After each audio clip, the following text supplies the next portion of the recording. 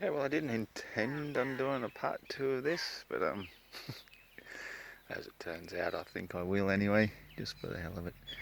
Simply because on my way back, as I walked out of that forested little bit of area there, where I ended the last one, um, instantly felt a great amount of heat.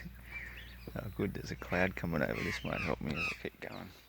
So as soon as I step out from the shade of this tree, bam!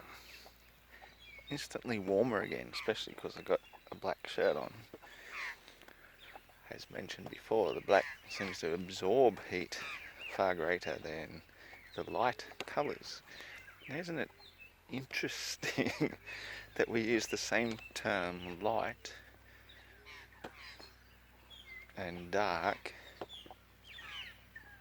when it comes to light in colours?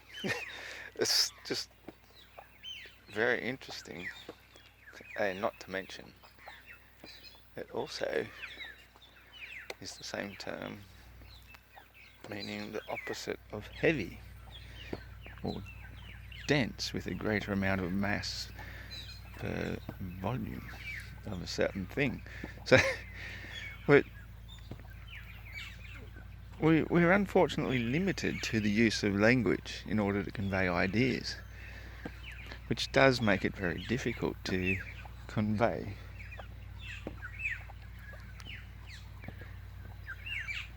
a natural person's understanding of reality as I see, feel and experience and know to be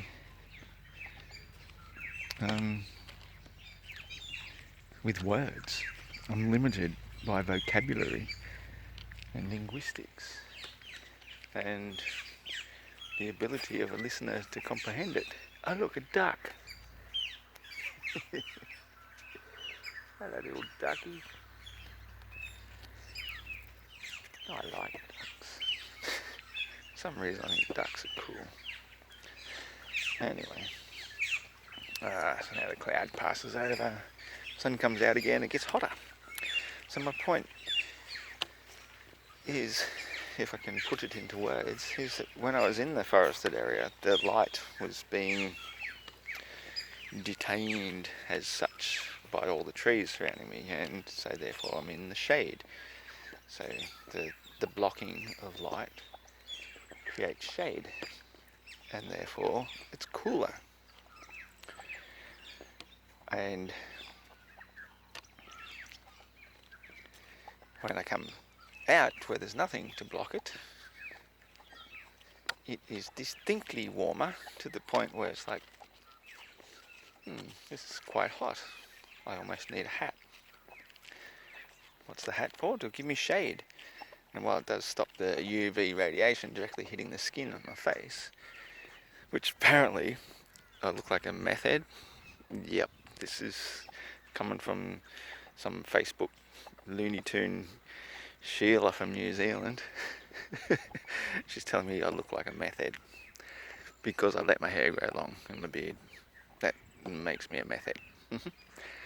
Well, takes all types, I guess. So anyway, sweetheart, I'm not a meth head. Never done meth in my life. I hear it methes you up. I wouldn't want to get methed up.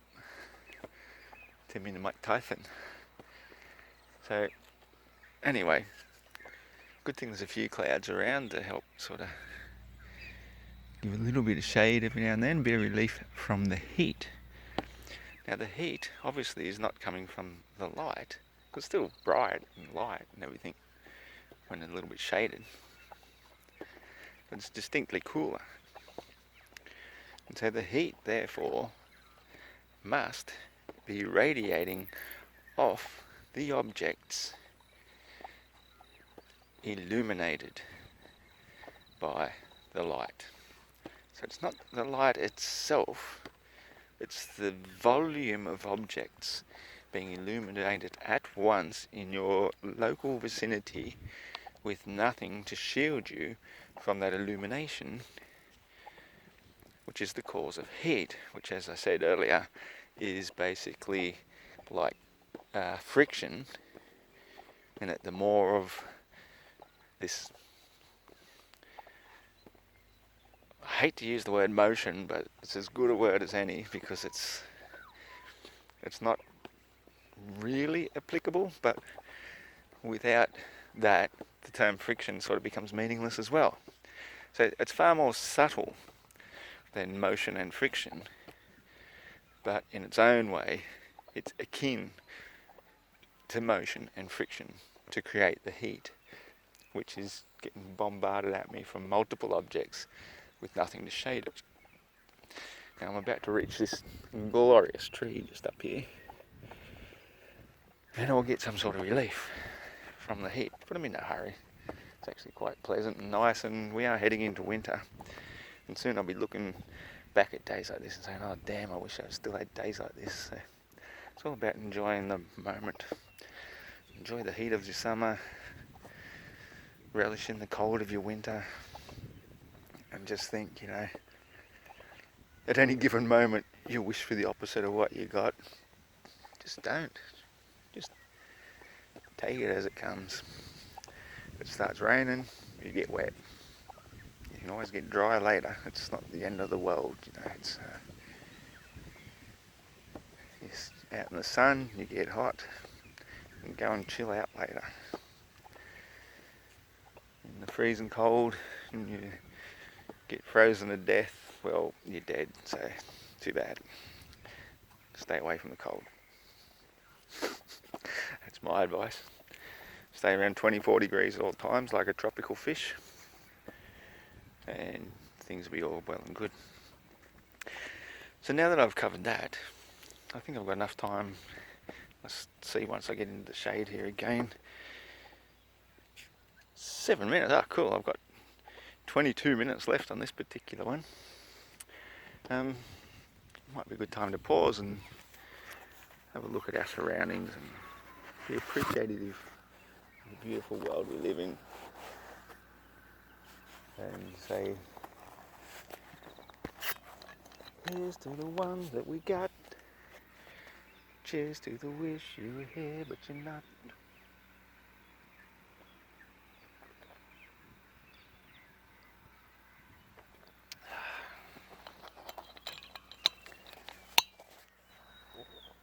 That cloud up there looks almost like a cloud. Don't be fooled though. All those wispy edges. Still means they're hybrid. They almost look normal. So I'm going to rehash an old idea I had from years ago because of chemtrails. It was one of the things that greatly came between me and my ex-wife. We were married for nearly 10 years. We were together for about 4 before that. We had 3 children in a little bit over 3 years after we got married. And we were running a pet store together. And for the first 4 years of running that pet store, 365 days a year, no break, no relief, constant madness of all the animals we were breeding at home as well as our children, and daycare and running a business. For the first 4 years I was still cleaning pubs at 4 a.m. down in Byron, which is over yonder behind me there. About half an hour as the vehicle travels. But I was living much closer at the time too, mind you. It was only 10 minutes away where we lived, in good old Bangalow. And anyway, during that time, because I was working early mornings, driving home and driving back to work again to get back to the pet store by about 9 o'clock in the morning so I could close up at 6 in the evening and all the rest, I really started noticing chemtrails. In fact, I really noticed them back when she was still pregnant with our youngest one, Jenny. She was about 6 months pregnant. She got this atypical pneumonia, so there I was having to do both, clean the pubs and run the pet store all on my own. And at the same time, anyway, I can get bogged down in all sorts of stories there. The fact is, she got atypical pneumonia. She got admitted to the Lismore Base Hospital. She could barely breathe. They kept shuffling her around because they didn't want her in with the old people in case she made them sick. They didn't want them in with the pregnant people in case they made the newborn babies sick. And so yeah, she was just getting shuffled around left, right and centre until there was an empty bed somewhere, because the whole hospital was absolutely overflowing with people suffering atypical pneumonia. And a lot of them said, it could be this, I can't think of the word off the top of my head now, but it's one that's due to birds, a bird flu type of thing. Possibly because she worked in a pet store. Doesn't help having all the dust and stuff from all the birds that we used to keep, or captive bred, mind you. Letting go a captive bred bird is basically giving it a death sentence, so giving a good home and making a good pet for people is the best they could possibly hope for. So I was able to justify everything I did in the pet industry. I only bought off local breeders, not pet farms and whatnot. But so, because she went to the hospital with this atypical pneumonia, and I nearly lost both her and my youngest daughter, I got very curious about why everybody was getting so sick all at the same time, coinciding with the bizarre weather events and the chemtrails that were happening. Right around the same time, we had large outdoor festivals. This one coincided with the one they called Splendour in the Grass, because having the East Coast Blues Festival at Easter time, which is now, thank goodness, that's why we got blue skies, because there is no blues festival this year. It got cancelled thanks to Corona, COVID-19. I'm just going to chill here for a bit, I think, because once I start walking up there further, it's people's houses and stuff, and bats going into back territory. So they were doing all these experiments with the weather and spraying biological agents into the air, which were making people sick. Now, as a business owner in Byron Bay, the hub of it all, because the festivals were still held in town at that time, or just on the very edge of town, they weren't further up the highway where they are today. And of all the local businesses around me, nearly every single one of them was telling me the same thing, that at least 50% of their staff were off sick with the flu. And in the case of my ex-wife, it was atypical pneumonia. Like, if you've seen somebody suffer with pneumonia, it's not good. Now, she's basically on a ventilator, tries to talk to you, she can't breathe. And it's like, whoa, that's not my wife. Meanwhile, I had the two eldest kids running around in the hospital, so I couldn't even stay and visit for too long because, for the same reasons. They got to go to daycare, can't let them get infected, can't send them off to daycare so I can go to work, keep the business running, which can't stop. When you've got a pet store, it never stops. There's always fish and animals and dogs and cats and birds and you name it. You've got to take care of them 24/7, 365 and a quarter. So it was a major thing. And so, at first I got really angry about this chemtrails. I'm thinking, we need bloody rocket launchers. We'll take these bloody planes out. And you think, well, you can't do that. That's the stuff of maniacs. Just because somebody's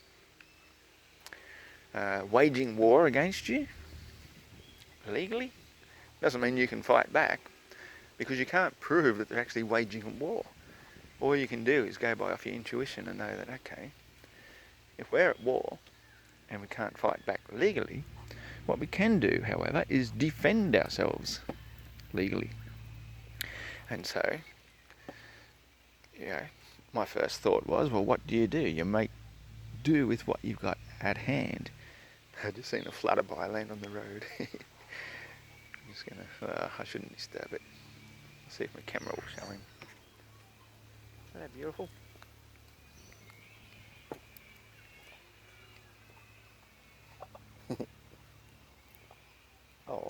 didn't mean to disturb you, really. Come on, man, back there. It's okay. I do like my little flutterby's. Anyway, let him come back. So, what I had at hand back then is, I used to drink a lot of fruit juice, and being on a very low budget, I couldn't get the good stuff and couldn't afford a juicer of my own. So I was constantly buying the crap stuff, as it turns out, but something's better than nothing. The stuff made from concentrate, and they sell it in 2-litre plastic bottles. And I was thinking, well, I recycle these bottles, fair enough. Back in the sun, using it black to soak up the heat. How cool is that?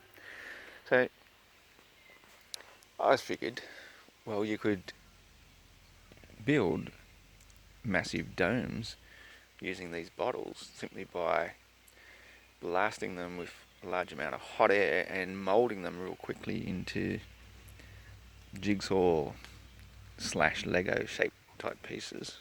I've got an insect land on my finger. He wants to be part of the film. There you go. Now you're part of the film. All good now? Okay. And I thought, well, you could make them into pieces and stack them around and around and around and make massive big domes to block out the shit they're spraying in the sky from falling down onto us and making us sick.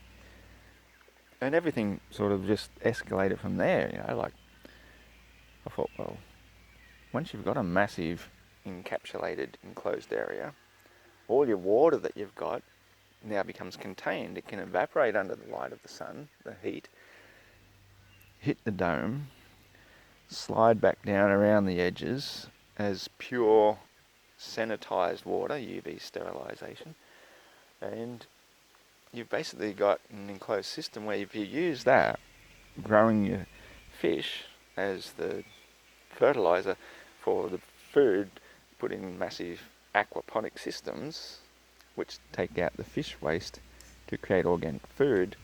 The plants in turn create oxygen.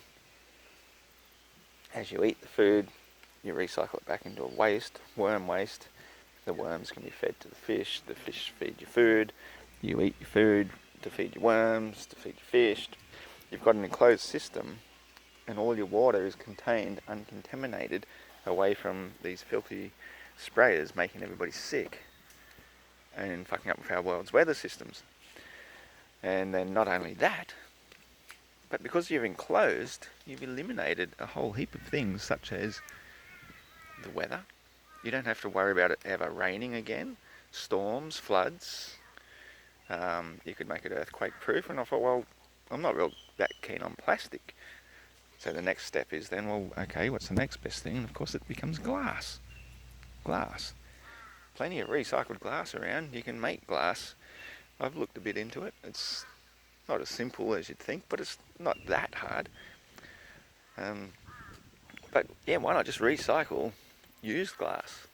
And the clearer the better. And again, you could injection mold the molten recycled glass into nice big fat molds and create a shell that could be like 1 to 2 meters thick. So each piece is just one little piece that slots into the other and is locked into place. And by the time you put millions of these things into place, you've got a massive dome over a massive area that's impenetrable. There could be no bomb strong enough to penetrate it. It would just deflect it, because a dome is one of the strongest structures known to mankind. The only thing that is stronger is the pyramid, and it's basically only that way because it's self-supporting on top of itself the way it is, but it's very dysfunctional. Is that the best word? Very useless when it comes to terms of space inside of it. Whereas the dome is the opposite. It's the most functional, most space you can have, most atmosphere, and therefore you can grow more and more and more plants, and you can regulate the temperature because the temperature isn't going anywhere. So you can keep it 24 degrees all year round. So all your fish are in the perfect temperature, all your plants are in the perfect growing temperature. And if you could basically do these in the middle of the desert, where there is no natural plant life anyway, but there's an abundance of sunlight. But because all your temperature and all your water is contained, you've got basically biostable environments that you could just keep building forever and ever. And the deserts are practically made of sand, which is what you make glass out of. And if that's not good enough for you, you can dredge it from the oceans, and as the salt water evaporates, it leaves behind your sand and your salt. So you've got all the minerals you need in all the right requirements for the human body. You've got all the building products you need, and any excess waste products you might happen to have, well, that's when you start then pumping that out into the fields surrounding you and start growing more and more and more hemp. I mean, hemp is the absolute miracle plant. Over 80% of all the world's tradable goods at one time in our recent history, before prohibition, before the world wars and all these evil scum started taking over the world, over 80% of all the world's tradable goods were hemp-derived products. Rope, canvas being the Dutch word for cannabis, all our paints, oils, diesel, biodiesel, all carbon neutral. So these people have been at war with us for a very long time. They declared it on Germany back before World War II started. And you get called all sorts of names for daring to tell the truth about the people who declared war on Germany before the war even started. Germany had practically... it's blinking at me. That means I'm running out of saving space. Gotta go.